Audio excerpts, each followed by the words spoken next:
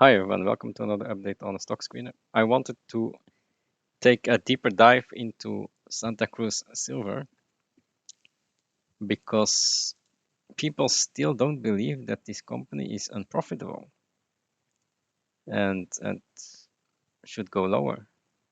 So I want to calculate at which silver price Santacruz Silver is becoming profitable, and let's do this. At which silver price is Santacruz Silver profitable? To me, this chart looks like it wants to go down. Okay, so how do we do this? This is a very complicated company, and you need to read the MD&A and financial statements, and we are going to do that. First of all, AISC per silver equivalent ounce sold was at 26. Keep that in mind, 26. So how do we calculate the earnings? I have the formula here. This part is the revenue.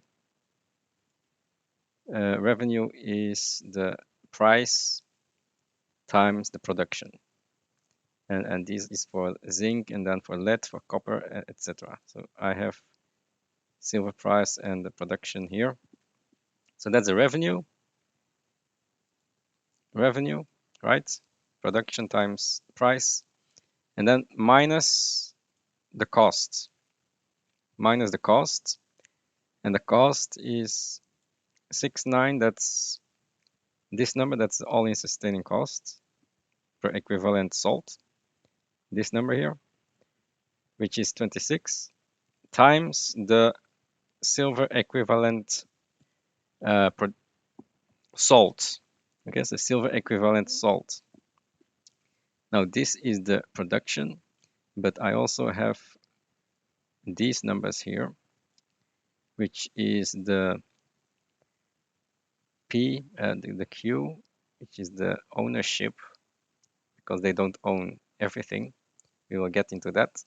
And B39 is the payability for concentrate. So they're not producing the doré, it's a concentrate. So there's a payability that needs to be taken into account for this production here, and that's these numbers here. So revenue payable minus all-in sustaining cost times the production payable. Okay, and then we have these items here minus B36 and B35, which is interest payments and capex. Capex is 0, interest payments 5 million per year, so that's also added. Also, I need to add taxes, but this is just before tax. And then a 5 multiple to give a valuation, 5 times cash flow. Okay, so this is how we calculate it, and now we are going to go into the financials. So what do we need? We need to have the assets balance sheet, asset liabilities, to get the enterprise value. We already have that done. Not that important, we need the income statement. This is the income statement. You're only going to look at Q3 of 2023. Income statement and the cash flow statement are important. This is the most important. And from here, we always start with calculating the costs. We need to calculate the all-in sustaining costs. So how do we do that?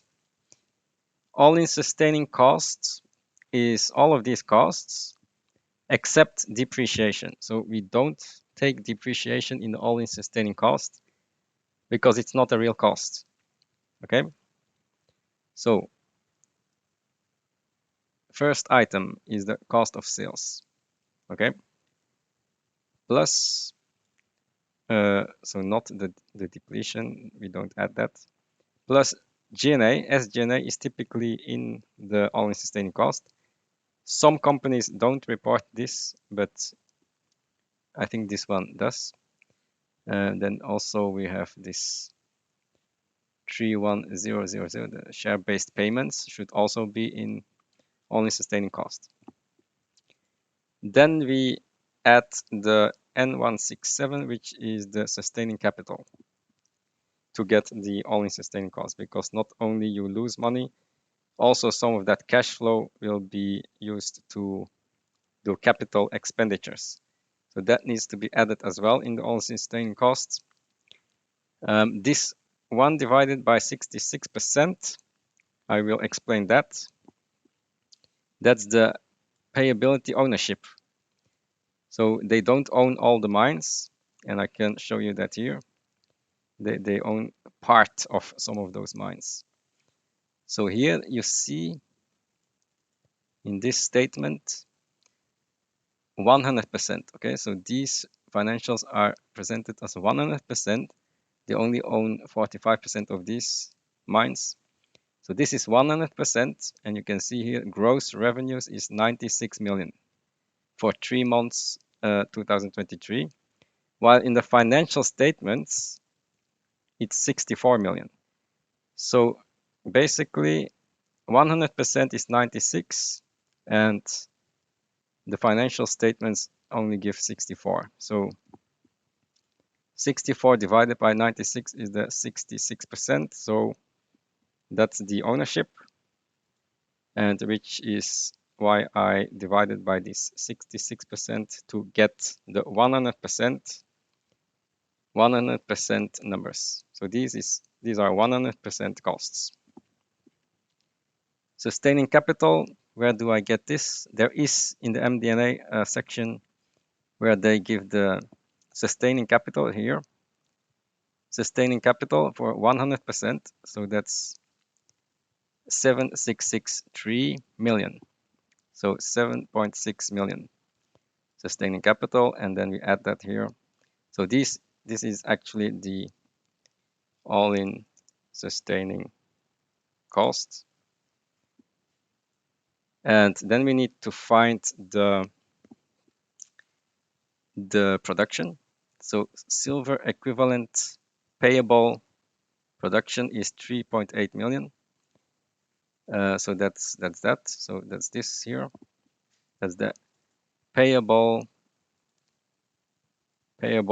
silver equivalent salt is 3.8 million for the quarter, which can also be found here, 3.8 million payable silver equivalent. And that's the production payable salt that they use to calculate the all-in sustaining cost. So I calculated it, N166 cost divided by payable, and that gives us 26. So 26, and this is what's reported. As you can see here, all-in sustaining cost per payable 25.98. So it's the same number. So we have done well. It's exactly the same number. Okay, that's that. So their all-in sustaining costs is reported on this silver equivalent number. That's important to know. So if we calculate the cost here above, I've done that with this all-in sustaining cost times the silver equivalent production, but we need to take into account that its payable is only 70% of that production, and also times the ownership. So that's how we calculate the costs. And why do I say 70% payable? Yeah, that's this number here. Because the production 5.6 silver equivalent is higher than the payables. Because it's a concentrate, it's always lower payables than the actual production. It's about 3.8 divided by 5.6 is about 70%. sometimes lower, sometimes higher. So this needs to taken into account when you calculate the costs, because it's not just all-in sustaining cost times the production. It's the production that's payable, the payable part, right? And also the ownership, because this is 100%. This is a 100% chart, and we only take the 66% ownership chart. Okay, very complicated, but that's how it is.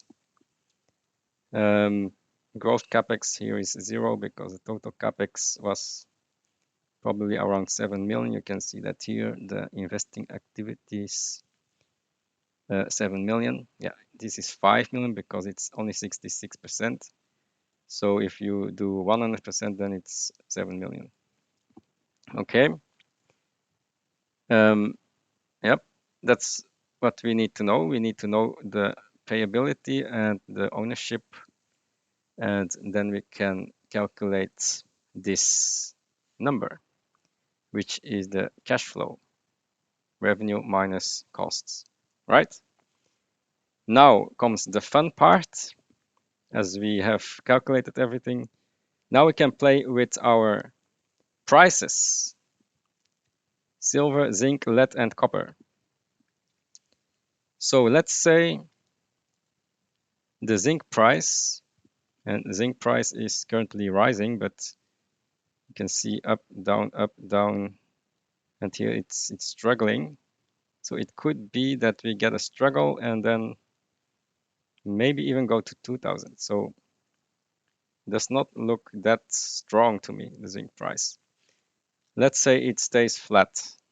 I'm just going to say that it's going to stay flat at the current price, 1.2. This is lead, this is copper. Let's say the silver price is the only parameter that we have. And the all-in sustaining cost is still 26. Of course, the 26 could come down. It was 23 in Q2, 23, and now it's 26. So maybe it could come back to 24 or 23. So we should see. Look at the earnings for the fourth quarter. It's almost due, and then we will see what the all-in sustaining cost will be. But let's play with the silver price now. 25, yeah, 27 is doable. But look, it doesn't move that much. 30 doesn't do anything. 30 is already a very high silver price. Let's say 35. Still nothing. It's still negative. 40, still negative. 45, silver, still negative. 47. Okay, at 47 silver, Santacruz Silver is profitable. Okay, based on these calculations. So we need actually a $50 silver to actually make some money on this stock. I mean, 50 silver, you can better buy Endeavor Silver. That's much better. Much more leverage at 50 silver. This is not going to work out at current 25 silver. Okay. Also here, silver price 25 is still below the all-in sustaining cost. And this is something that people don't realize. This 26 all-in sustaining cost of silver equivalent is called equivalent because there are also other metals involved. There is a lot of zinc. Zinc is 60% and only 30% for silver. So that's silver equivalent. This is not the price of silver, not the cost of silver alone. So even if silver goes to 30, it's still unprofitable, okay? Because this is the silver equivalent cost. which also has zinc in it. So we need zinc to go up. Now let's say silver stays the same. Where does zinc need to go?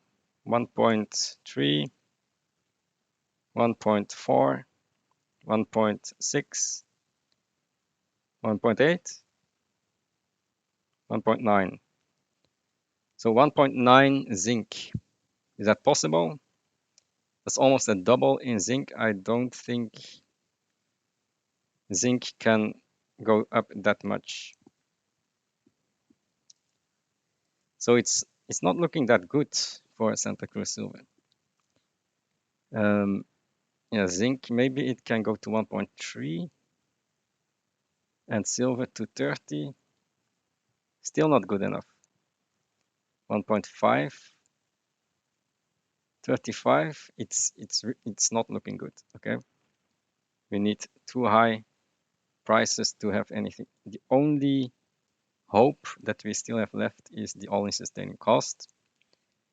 Can the all-in sustaining cost go back to 23? I don't know. It could go back to 23.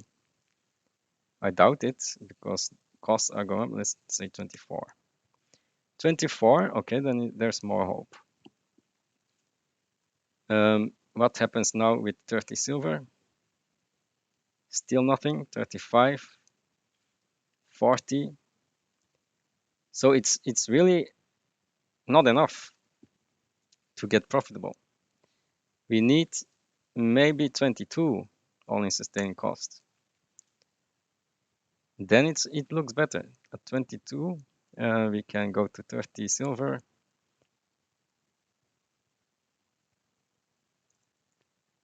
Uh, 30 silver. What's happening here? Okay, it was just a glitch. So 30 silver is actually pretty good for 22 costs. 32, yeah, 32. So if all-in sustaining cost goes down to 22, then maybe 32 will be good enough for Santacruz Silver. Problem is we are still at 26 all-in sustaining cost. That's the problem. I don't know how low this all-in sustaining cost can go. How low was it before? 25, 23, 23, maybe 20, but that's a long time ago. I don't think it can go back to 20.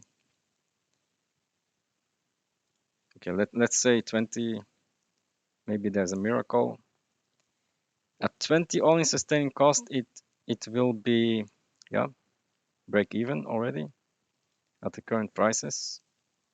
So maybe if there's a miracle and costs come down, if this goes to 30 then we are actually fair value. Fair value. But I don't see the upside. Do you see the upside even at 20 cost and 30 silver? There is no upside currently. So that was the deep dive into Santacruz Silver. I really don't see the upside and the excitement in this company. And that's all the fault of zinc. Zinc was much higher a few years ago, almost double. And now the zinc is here and it doesn't seem like zinc can go up. This is not strong. Looks like it wants to roll over down. And that means Santacruz Silver is probably going to underperform. I guess it's going to underperform. Okay. And that's my conclusion. See you next video. Bye.